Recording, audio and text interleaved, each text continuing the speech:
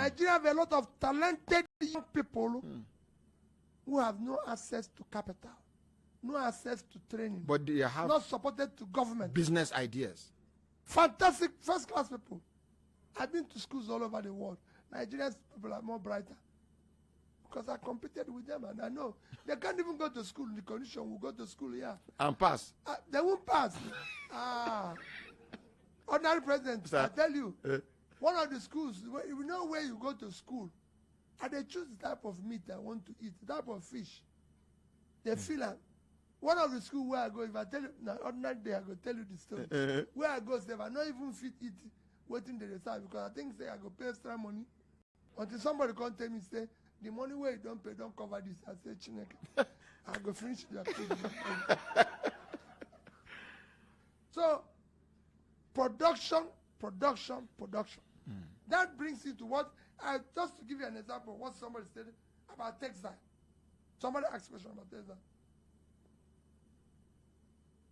Textile alone, if we're committed alone into textile garments and everything, it can change Nigeria.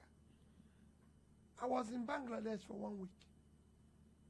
And I went to the villages in Bangladesh.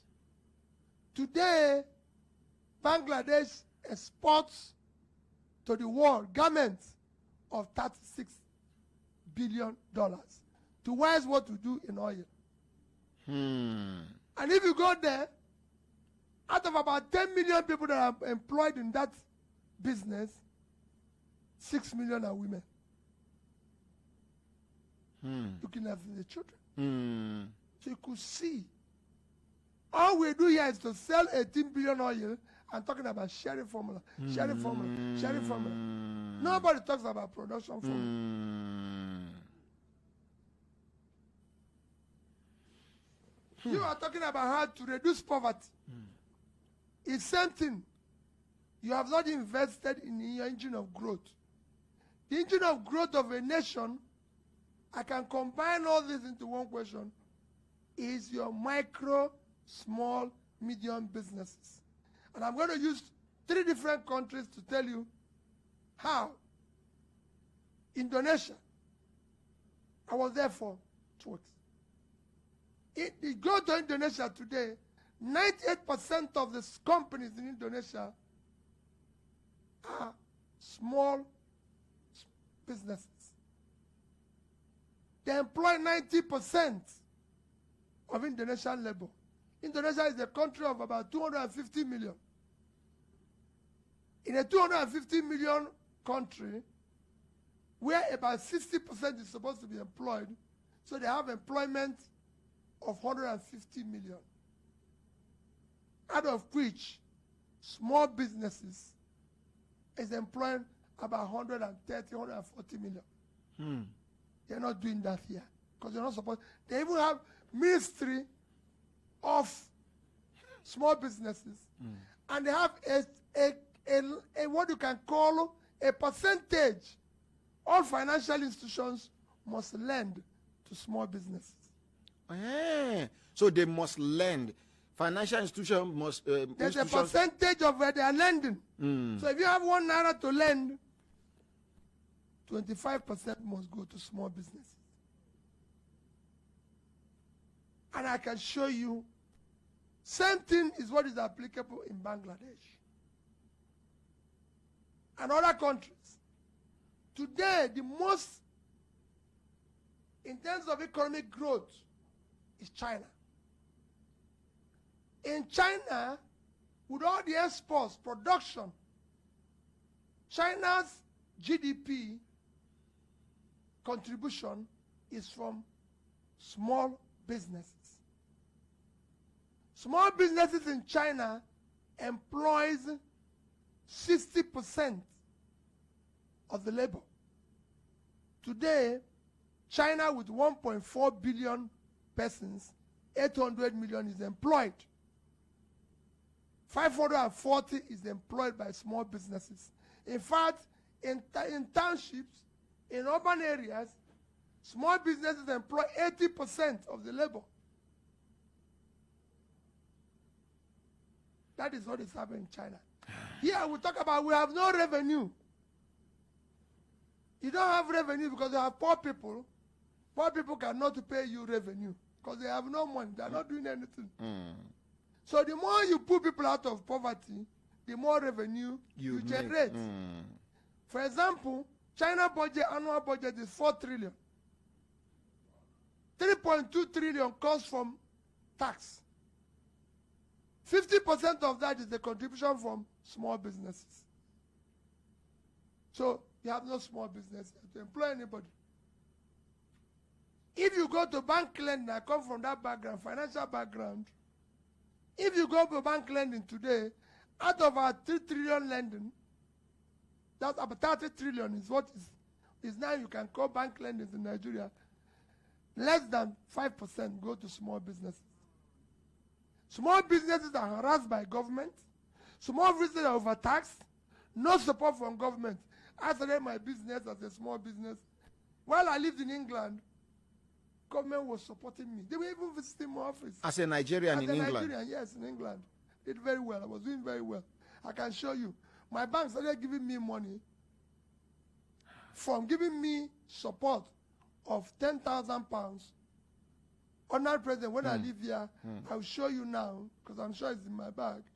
By the time I leave England, my bank was giving me $7 million. And then black man and a Nigerian living in England. This country cannot give me that. Because you know why?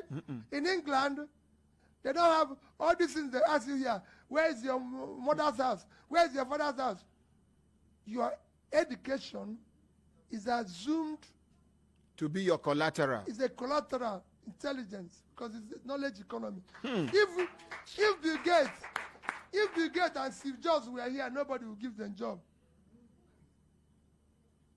How could Bill Gates or Steve Jobs go from something that is on underground, being in a garage, and go and say, give me money?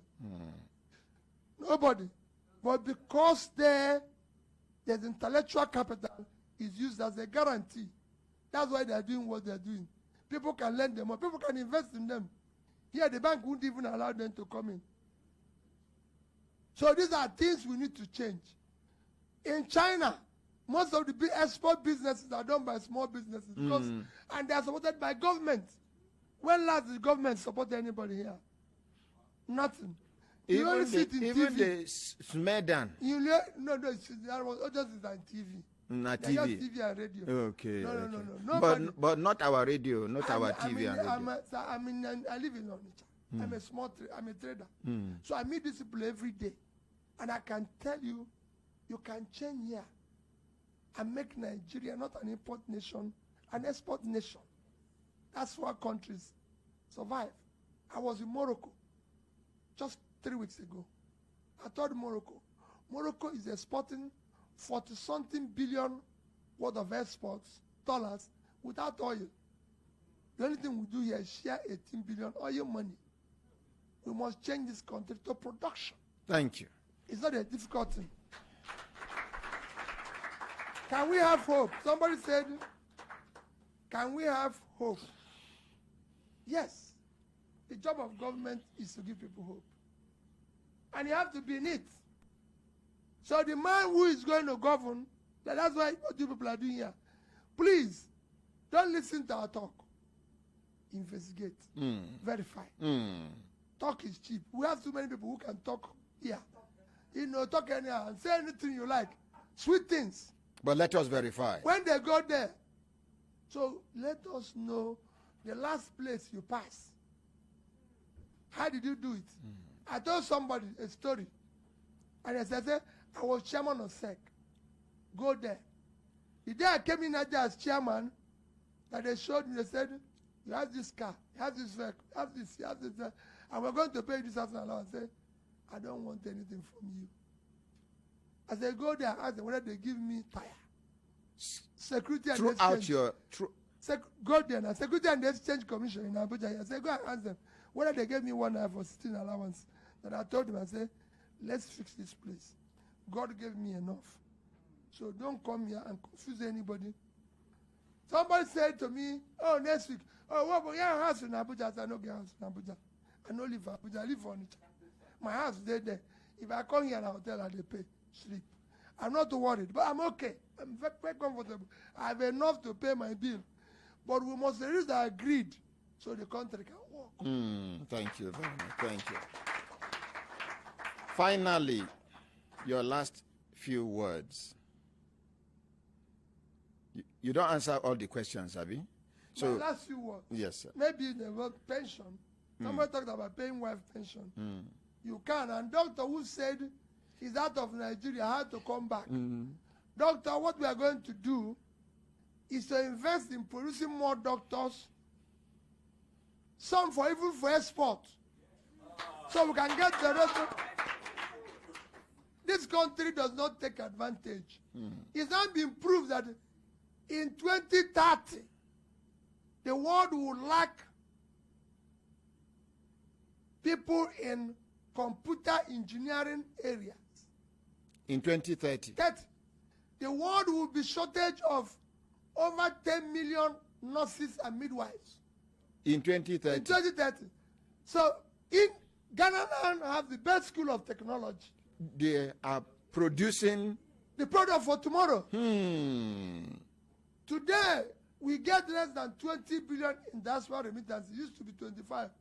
But as things get worse, those who are remitting money are no longer even remitting.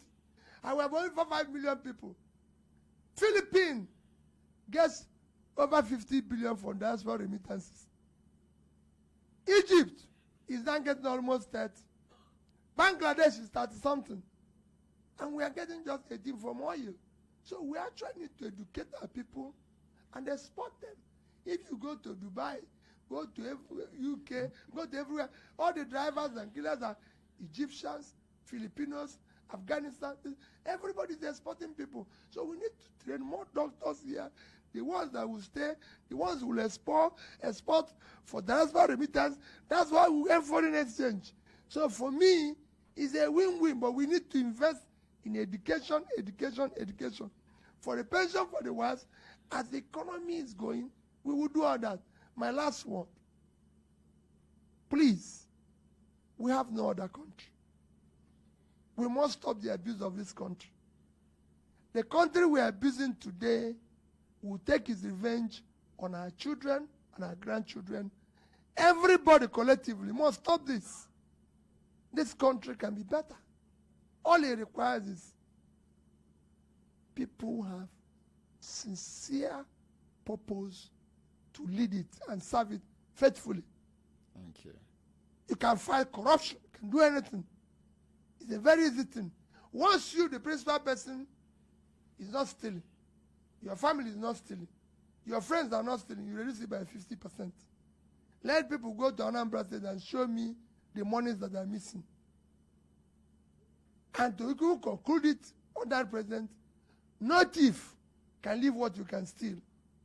It's never happened anywhere in the world. Cumulatively, what I showed you here I left, the dollars I showed I left, when I left office, dollar was 150 naira. If you convert it with naira I left 75 billion naira. And it's documented. And anybody can see it. There are monies that can convert and take away. But it doesn't belong to me. It's public money. It must be used for public good. Thank you. Thank you. Thank you. My brothers,